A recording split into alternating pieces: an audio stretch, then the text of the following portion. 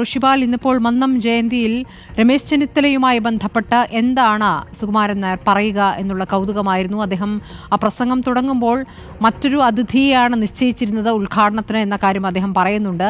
പക്ഷേ സാങ്കേതിക കാരണങ്ങൾ പറഞ്ഞുകൊണ്ട് അദ്ദേഹം ഒഴിയുകയായിരുന്നു. അപ്പോൾ അതിനേക്കാൾ യോഗ്യനായ ആളായി ചെന്നിത്തലയെ കിട്ടുന്നു എന്ന് പറയുന്നു. NSSന്റെ പുത്രനാണ് രമേശ് ചെന്നിത്തല എന്ന് പുകഴ്ത്തുകയും ചെയ്തിരിക്കുന്നു.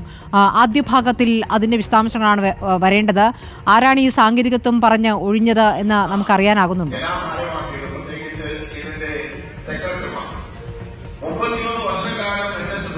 നേരത്തെ അറ്റോർണി ജനറലിനെയാണ് ഈ പരിപാടിയുടെ ഉദ്ഘാടനത്തിന് ക്ഷണിച്ചത്. പിന്നീട് അവസാന ഘട്ടത്തിലാണ് ഉദ്ഘാടന ചടങ്ങിൽ നിന്നും പിന്മാറുന്നതും. അങ്ങനെയാണ് രമേശ് ചെന്നിത്തല മന്നം ജയന്തി ആഘോഷത്തിന്റെ ഉദ്ഘാടകനായി എത്തുന്നത്.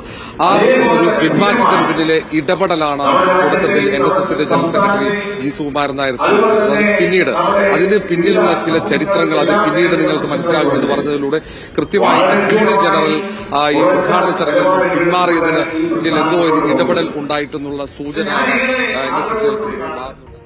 ശരി. അവിടെ ആ പ്രസംഗത്തിനിടയിൽ നിന്നാണ് സംസാരിക്കുന്നത് ഋഷിപാൽ, അതുകൊണ്ട് തന്നെ വ്യക്തത കുറവുണ്ട്. ഏതായാലും രമേശ് ചെന്നിത്തലയെ വാനോളം പുകഴ്ത്തിയിരിക്കുന്നു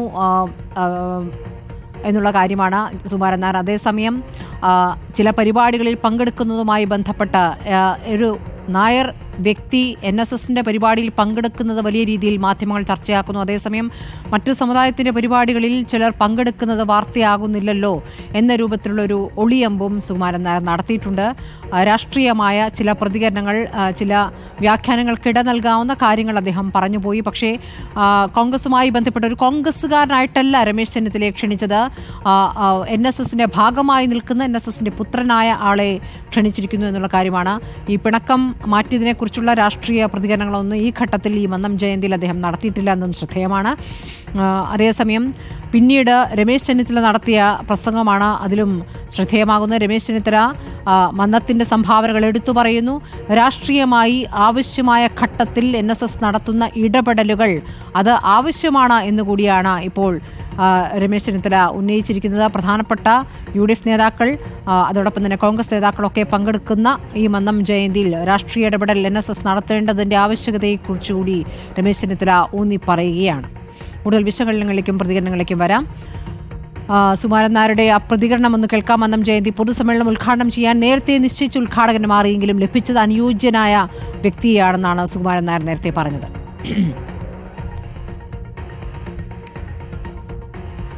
ഞങ്ങൾക്ക് നേരത്തെ ക്ഷണിച്ചിരുന്ന ആള് ഉദ്ഘാടകനെ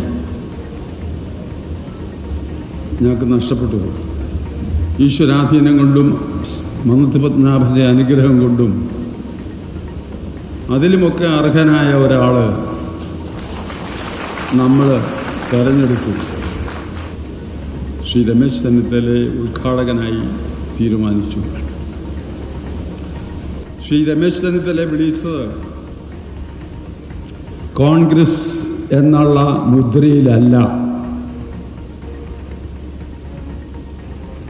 അദ്ദേഹത്തിൻ്റെ രാഷ്ട്രീയ സ്വാധീനം ഉപയോഗിച്ചുകൊണ്ട് നായർ സർവീസ് സൊസൈറ്റിക്ക് എന്തെങ്കിലും നേട്ടമുണ്ടാക്കാമോ എന്ന് ഉദ്ദേശിച്ചുമല്ല. അങ്ങനെയുള്ള തെറ്റിദ്ധാരണ അവർക്കുണ്ടായതാണെങ്കിൽ അവർ തിരുത്തണം. ശ്രീ രമേശ് ചെന്നിത്തല കളിച്ചു നടന്ന കാലം മുതൽ ഈ മണ്ണിൻ്റെ സ്വന്തതയാണ്. വേറൊരു പുത്രൻ അപ്പുറത്തിരിപ്പുണ്ടല്ലോ, കമ്മ്യൂണിസ്റ്റ് ശൈലിയിലിരിക്കുന്ന ആളാണ് ഗണേഷ് കുമാർ. ഒരേ വേദിയിലല്ലേ ഇരിക്കുന്നത്. ഗണേശിൻ്റെ രാഷ്ട്രീയത്തിൽ എന്തെങ്കിലും ജാതിയുടെ പേര് പറഞ്ഞ് ഇടപെടുന്നുണ്ടോ? അതുപോലെ തന്നെ നമ്മുടെ ഗണേഷ് കുമാറും അവർക്ക് അവരുടെ രാഷ്ട്രീയമുണ്ട്. അത് നടത്താനുള്ള അവകാശം സർവീസ് സൊസൈറ്റി കൊടുത്തിട്ടുണ്ട്. ശരി, ഋഷിപാൽ, സുകുമാരൻ നായരുടെ പ്രസംഗത്തെ നമ്മൾ എങ്ങനെ വേണം വിലയിരുത്താൻ? ഇപ്പോൾ രമേശ് ചെന്നിത്തലയെ പുകഴ്ത്തുന്നുണ്ട്. നേരത്തെ തീരുമാനിച്ച ഉദ്ഘാടകൻ അദ്ദേഹം മാറിപ്പോയത് കൊണ്ട് കുറച്ചുകൂടി യോഗ്യനെ കിട്ടി എന്ന് പറഞ്ഞാണ് അദ്ദേഹം പ്രസംഗം തുടങ്ങിയത്.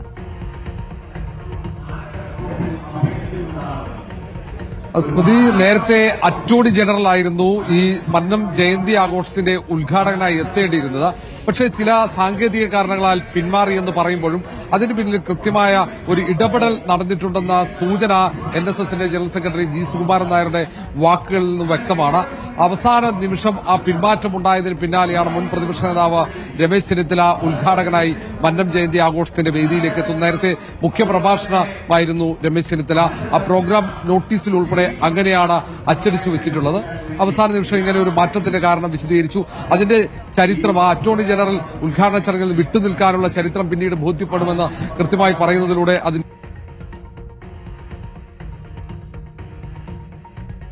ക്ഷണിച്ചതിന്റെ കാരണം ജി സുകുമാരൻ നായർ തുടക്കത്തിൽ തന്നെ പറയുന്നുണ്ട്. അതുമായി ബന്ധപ്പെട്ട അങ്ങനെ ഒരു വിശദീകരണം നൽകാൻ ജി സുകുമാരൻ നായരെ പ്രേരിപ്പിച്ചതെന്ന് വ്യക്തം. NSSുമായുള്ള വലിയ ആത്മബന്ധം, NSSന്റെ പുത്രനാണ് രമേശ് ചെന്നിത്തല. NSSലെ അംഗങ്ങൾ, NSS കുടുംബാംഗങ്ങൾക്ക് ഏത് രാഷ്ട്രീയത്തിൽ വിശ്വസിക്കാം, പക്ഷേ കുടുംബം മറക്കാൻ പാടില്ലെന്ന മുന്നറിയിപ്പ് കൂടി ജി സുകുമാരൻ നായർ നൽകുന്നുണ്ട്. അങ്ങനെ NSSുമായി വലിയ ആത്മബന്ധമുള്ളതുകൊണ്ടാണ് രമേശ് ചെന്നിത്തലയെ ഉദ്ഘാടകനായി ക്ഷണിച്ചത് എന്ന് ജി സുകുമാരൻ നായർ പറഞ്ഞു വെക്കുന്നു. മാത്രവുമല്ല, അതേ വേദിയുള്ള മന്ത്രി വി ഗണേഷ് കുമാർ മറ്റൊരു രാഷ്ട്രീയ ചേരിയിലാണ്. എന്നിട്ട് എന്തുകൊണ്ട് രമേശ് ചെന്നിത്തലയെ ഈ പരിപാടിയിൽ ക്ഷണിക്കുമ്പോഴുള്ള ചർച്ച വി ഗണേഷ് കുമാറിനെ ക്ഷണിക്കുമ്പോൾ ഇല്ല എന്ന സംശയവും പ്രകടിപ്പിക്കുന്നുണ്ട്. ഏതായാലും അങ്ങനെ വളരെ വിശദമായി ഈ രമേശ് ചെന്നിത്തലയെ വേദിയിലേക്ക് ഉദ്ഘാടകനായി ക്ഷണിച്ചതുമായി ബന്ധപ്പെട്ട ആ ചർച്ചകളുടെ കാരണവും അതുമായി ബന്ധപ്പെട്ട നിലപാടുകളും ജി സുകുമാരൻ നായർ വിശദീകരിക്കുകയുണ്ടായി. ഏതായാലും ഏറ്റവും പ്രധാനപ്പെട്ട ഒരു രാഷ്ട്രീയ വേദിയായി രമേശ് ചെന്നിത്തല അതിനെ മാറ്റുന്ന ഒരു കാഴ്ചയുമാണ്.